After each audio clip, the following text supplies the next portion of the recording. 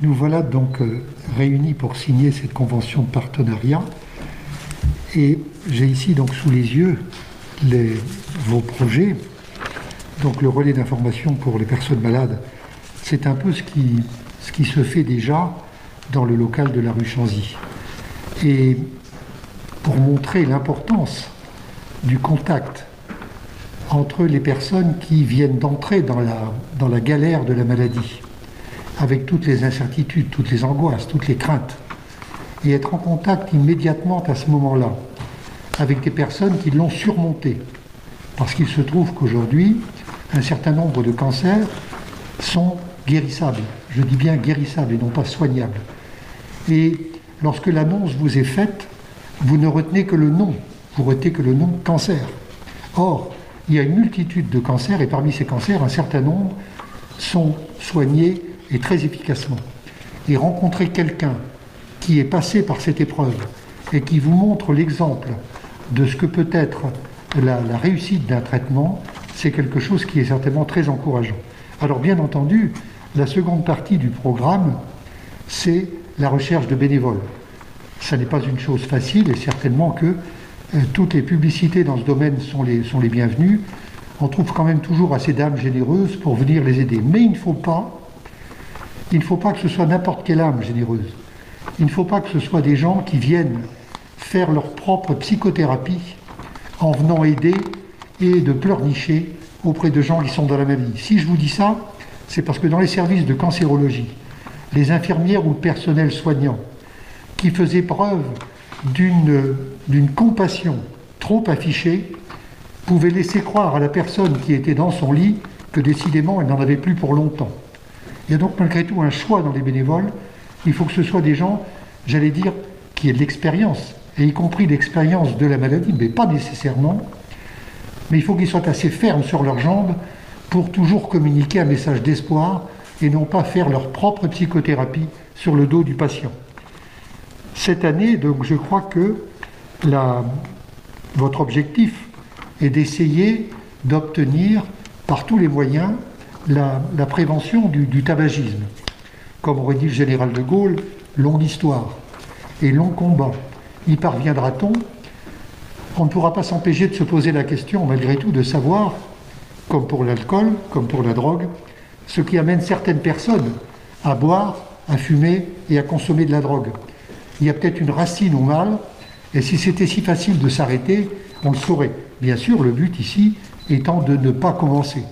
Mais si la faiblesse psychologique, ou si les circonstances font qu'un individu à un moment donné éprouve le besoin de goûter une cigarette et de s'y remettre et de continuer, il s'agirait peut-être de savoir ce qui est à l'origine de ce besoin de fumer. Et ça n'est pas simplement en montrant l'exemple, en interdisant qu'on y parviendra. Alors, rejoindre le réseau de villages, de villes engagées, ça c'est ce qui est déjà en route et vous aviez commencé avec un certain nombre de villes des environs et comme vous nous l'avez expliqué hier, la réussite a tellement été, j'allais dire presque au-dessus de vos espérances, que vous avez continué et Caudry vous a rejoint. Alors, le recyclage solidaire, ça, c'est vous qui allez entrer dans le détail tout à l'heure, parce qu'il y a des détails techniques que je ne connais pas. Relayer le concours scolaire. Mais madame, c'est vous qui allez, je sens que c'est votre sujet de préférence. Pas franchement, non. Et alors, mobilisez-vous pour la prévention et le dépistage. Eh bien, c'est ce que nous sommes en train de faire ici tous ensemble. Monsieur le député, qui est très intéressé à la question, et il vient donc d'en parler avec Madame Scoriel, mais il en parlera lui-même de son engagement, et en particulier dans la cancérologie infantile, et donc Madame Boisseau, qui, mère de famille, est concernée par le problème, mais également comme citoyenne. Nous sommes tous concernés par le problème de la maladie, du cancer en particulier, mais qui n'est pas la seule chose. Alors, Madame Zopa, vous allez me dire à qui je dois maintenant céder la parole. Eh bien, Madame la Présidente. Madame la Présidente. Bien, je remercie la ville de Caudry de nous accueillir et de signer cette convention. Vous avez tellement bien parlé que je n'ai presque plus rien à dire. C'est fait court. Hein. C'est fait court, bien sûr. Donc je voudrais simplement vous rappeler que la Ligue, c'était avant tout, dans ses débuts, la recherche. Maintenant, on a un nouvel axe qui se développe de plus en plus, c'est prévenir pour protéger. Ensuite, on accompagne les malades au sein de leur parcours. Et ensuite, on essaie de mobiliser la société face au cancer. Ça, c'est les 4 missions de la Ligue à l'heure actuelle qu'on tente à développer. Donc, je vais répondre quand même sur le concours scolaire. Chaque année, la Ligue envoie ou convie les écoles de toutes les écoles du Nord, hein, je pense, oui. Toutes les écoles du Nord sont conviées à répondre au concours scolaire. Ça s'adresse aux CE1, CE2, CM1, CM2. Et ils ont une thématique, tous les ans il y a une nouvelle thématique. Donc pour l'année 2021-2022, ce sera le soleil et... Non, pas le soleil.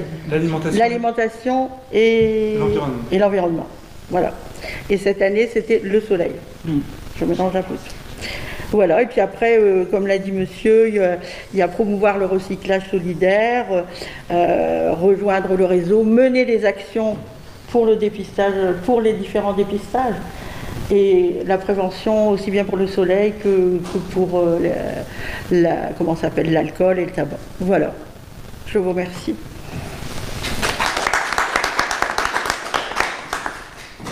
Peut-être avant de donner la parole à monsieur le député, madame la conseillère régionale départementale, peut-être donner la parole au local, madame Scoriel.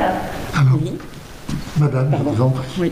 C'est toujours avec une vive émotion que nous signons au nom de l'association qui regroupe des malades et d'anciens malades du cancer. C'est toujours avec une vive émotion, je le répète, que nous signons un partenariat, parce que derrière le partenariat, il y a du soutien. Et pour nous, le soutien et l'accompagnement des malades, ça nous fait toujours très chaud au cœur. Et c'est ici à Caudry que nous sommes implantés, parce qu'on a ressenti tout de suite une grande sensibilité de monsieur le maire, de monsieur le député et du docteur Doyer, à tel point que je l'ai dit lors de l'inauguration de notre local, que monsieur le maire de Caudry et le docteur Doyer étaient venus pailler avec nous, et on a senti très vite que vous alliez nous soutenir, et nous soutenir vraiment dans le sens qu'on souhaite, c'est-à-dire nous accompagner, mais sans pitié et sans nous regarder que comme des malades. Et en plus, très vite, monsieur le maire de Caudry nous a prêté gracieusement un local que nous avons baptisé le phare de l'espoir. Et derrière ce nom, il y a une grande symbolique, parce que le phare, vous imaginez tout de suite la lumière qui va permettre d'orienter. Et Dieu sait qu'on en a besoin quand on vient d'apprendre, quand on est sous le coup de l'annonce. On a besoin d'être entouré, et entouré par nos pairs, comme le disait tout à l'heure le docteur Doyer, c'est quand même le plus grand des soutiens. Même si nos proches, même si nos connaissances peuvent nous entourer, il n'y a rien de tel que de partager un vécu. Donc le phare de l'espoir, c'est vraiment ça, c'est un lieu d'accueil, c'est un lieu d'information et d'orientation vers des structures qui sont par exemple les espaces ressources du cancer, des cancers on doit dire même. Donc on a un vif partenariat avec l'espace ressources cancer du Hainaut-Cambrésis, et d'ailleurs discrètement ils interviennent toutes les semaines à raison de 3-4 ateliers, donc c'est quand même un soutien énorme pour tous ces malades. Donc au nom de tous ces malades, je vous remercie du fond du cœur. Madame Boisseau, s'il vous plaît. Mesdames, messieurs, juste à vous remercier pour cette association ici en local à Caudry, parce que c'est vrai que c'est une action bénévole, vous l'avez dit, c'est important de partager un vécu, mais c'est aussi douloureux de partager un vécu, et pour ça je vous en remercie. Je vous remercie pour les personnes qui vous contactent. On sait que c'est pas facile non plus quand on a été malade de se diriger vers une association, parce qu'on n'a pas envie d'être considéré comme une personne malade. Et vous le faites avec tellement de fraîcheur, les actions que vous faites sont tellement un peu éloignées de la maladie. et en même temps vous avez un rôle de prévention, donc vous devez rester dans la maladie, donc on comprend là toute la subtilité de votre action et on vous remercie et on reste à votre disposition bien entendu et c'est un plaisir de vous avoir regardé sur Cody. Merci madame.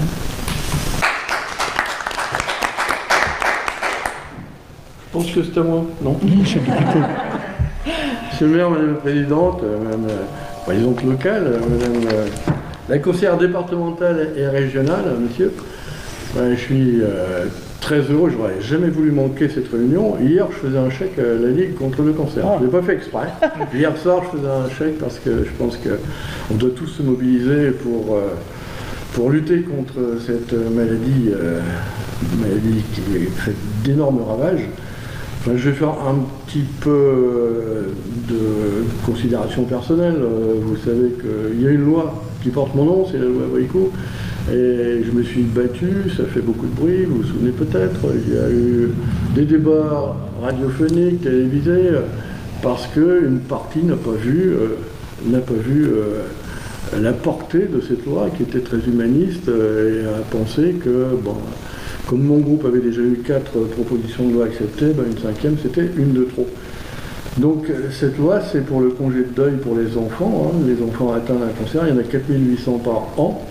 4800 par an c'est pas beaucoup, mais c'est beaucoup, Et donc cette loi c'est pas simplement un allongement de la durée de congé autorisé pour les parents, mais c'est aussi un accompagnement psychologique. On a besoin d'un accompagnement psychologique. J'ai rencontré des parents qui se sont retrouvés après les obsèques tout seuls dans une maison sans enfants et qui ne savaient pas comment envisager leur avenir. Donc cette loi elle a une portée très large.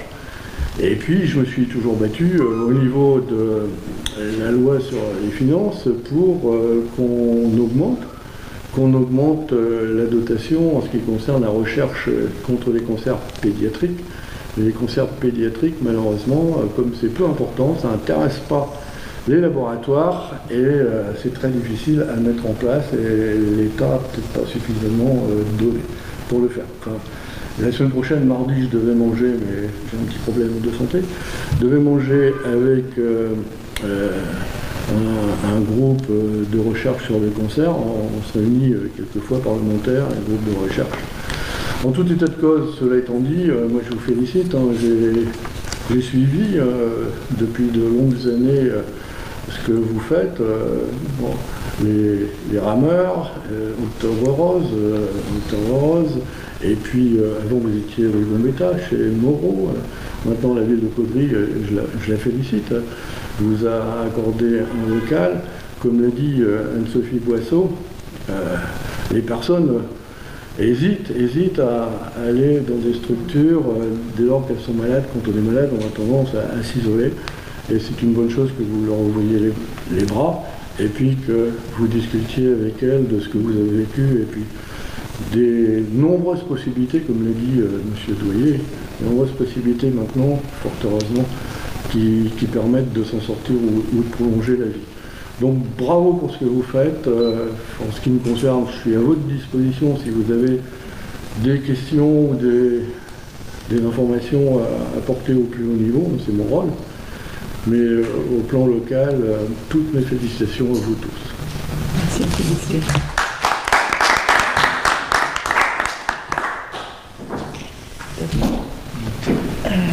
Je voudrais simplement faire un... Ouais, vous soutenez, on est entre nous. vous parlez de la recherche pour le cancer chez les enfants. Ouais. Donc je voudrais simplement vous rappeler qu'on a une grosse action nationale en lien avec les magasins Leclerc. Tous les ans, on a cette action pour la recherche du cancer chez les enfants et chez les adolescents. Mais à chaque vote de loi de finances, je me bats pour qu'on augmente la dotation. C'est très bien, et je vous en félicite et je vous en remercie. Mais il y a quand même particulièrement cette action et pour laquelle on a des bénévoles qui sont, même des gens qui ne sont pas bénévoles à la Ligue, qui viennent nous aider pour aller dans les magasins Leclerc. Ah oui, voilà. Et on peut vous dire que Caudry a un magasin Leclerc qui réalise un très très gros score. Voilà. Très bien. Comment? Caudry se mobilise assez fort. Oui, oui, oui, tout à fait. Ouais. Plus que d'autres communes? Ah oui, je trouve. Je dis ça pour la presse. Mais je ne le dis pas parce que vous êtes là, monsieur. Mais pour rejoindre un peu ce que vient de souligner Monsieur le député, si on remonte à l'histoire pas très ancienne de Caudry, Caudry a toujours été dans la région, au sein des villages, mais au sein des villes qui l'environnent, qui étaient radicales socialistes. Caudry a toujours eu des lois sociales en avance sur les communes qui l'entouraient. Autrement dit, si la municipalité a pu promouvoir ces lois sociales, c'est parce que la population, qui est une population d'immigrés à Caudry, nous sommes tous des gens qui viennent des villages voisins. Si on remonte à 4 générations, il n'y a plus un caudrésien. Nous sommes des gens qui sont venus ici pour travailler, et c'est la raison pour laquelle, vraisemblablement, il est resté un fond de mentalité, un fond de générosité qui ne se rencontre pas ailleurs, et donc je vous invite à le signaler, comme disait monsieur le maire. Monsieur le député. Je restais en faux parce que du côté de mon père ou de ma mère, jusqu'à la Révolution française et avant, je ne vais pas rechercher avant, on est de Caudry. Donc Oui. il y en a plus, il y en a plus que zéro. Non, mais il y en a bien un ou deux. Alors, Signature, cher monsieur Doyen. ah mais madame, vous savez, c'est vous qui êtes chef du protocole. Hein. C'est cela. Tenez. Alors, qui signe en premier? Monsieur le maire, bien entendu, suivi de madame la présidente. Donc ça, c'est une Ici, convention monsieur le maire. pour l'occupation des locaux. Non, Non, pour les actions. actions. Si vous voulez, on a remis à monsieur le maire la semaine dernière comment ça s'appelle, un catalogue, entre guillemets, avec toutes les actions que la ville peut mettre en place. Et on vient en soutien dès qu'on a besoin. Voilà, c'est ça. Voilà, pardon. Nous avons déjà fait plusieurs opérations. Oui, oui, sans oui. savoir. Oui, tout à fait. En fait, on a édité ça pour aider les villes, parce que c'est pas, quand la ville signe, c'est pas la Ligue qui doit faire, c'est la ville qui doit dire, voilà, je voudrais faire ça. Chère madame. Merci. Je n'ai pas fait exprès, mais hier, je vais faire un chèque. Alain doit travailler justement sur les espaces sans tabac. Hein. Mais pourtant, il fume alors.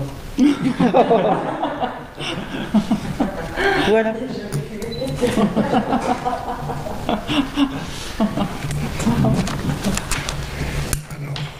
C'est tout? Parfait. C'est tout. Il n'y a que nous deux. Il y a que la date qui sera mise plus. Au retour de la Donc, délibération. vous êtes président